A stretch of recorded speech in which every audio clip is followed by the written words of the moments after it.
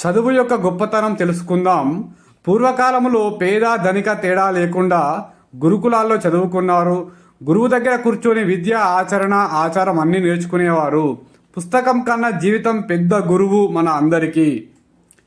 విద్యతోనే దేశాన్ని పాలించే రాజులు, గొప్ప కవులు, శాస్త్రవేత్తలు, విప్లవకారులు అందరూ పుట్టారు విద్యతోనే. ఎక్కడో ఒక చోట మన విద్యను జ్ఞానం నుంచి పుస్తకం మార్కులకు మార్చేశాం. విద్యార్థి అంటే జ్ఞానార్థి అని అర్థం. కానీ ఇప్పుడు విద్యార్థి అంటే జాబు కోసం రేసులో ఉన్న రోబోలాగా మార్చేశాం మనం. విద్యా విధానం అంటే మనిషిని తయారు చేయడం, కానీ ఇప్పుడు ఎగ్జామ్ పేపర్ పాస్ చేయడం వరకు అంతే. అలా మారిపోయింది మన విద్యా విధానం.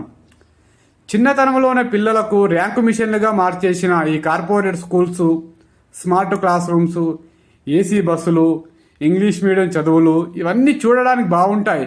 కానీ అసలైన జీవన విద్యా పాఠాలు అందుతున్నాయా ప్రతి మనిషికి, విద్యార్థికి? మనం గమనించాలి. 10వ తరగతి ఇంటర్మీడియట్ ఫలితాల్లో 100% రిజల్ట్స్ అని ఫోటోలు పెడతారు, లాభాలు లాగుతారు. పిల్లల వ్యక్తిత్వం, సృజనాత్మకత, విలువలేంటి ఎవరు చూడట్లేదు. ర్యాంకుల రేసులో ఇలాగే జీవితాన్ని గడిపేస్తున్నాము. అందరము పరిగెత్తేస్తున్నాము విద్యార్థులని. విద్య కేవలం రిజల్ట్స్కే పరిమితం కాకూడదు. ఇది మానవ సమాజానికి అద్భుతమైన పౌరులను సృష్టించాలి, అందించాలి. మన తరం నుంచి మన పిల్లల తరం వరకు ఈ మార్పు రావాలి. ఖచ్చితంగా అందరం విద్యలో మార్పులకు సహాయం చేయాలి.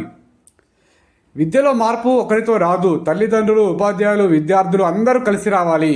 విద్య జీవనశైలి అవ్వాలి. జ్ఞానం ఒక సంపత్తిగా మారాలి. మన పిల్లలకు మనం ఇచ్చే పెద్ద దానం ఇదే. ఖచ్చితంగా మార్పులు రావాలి.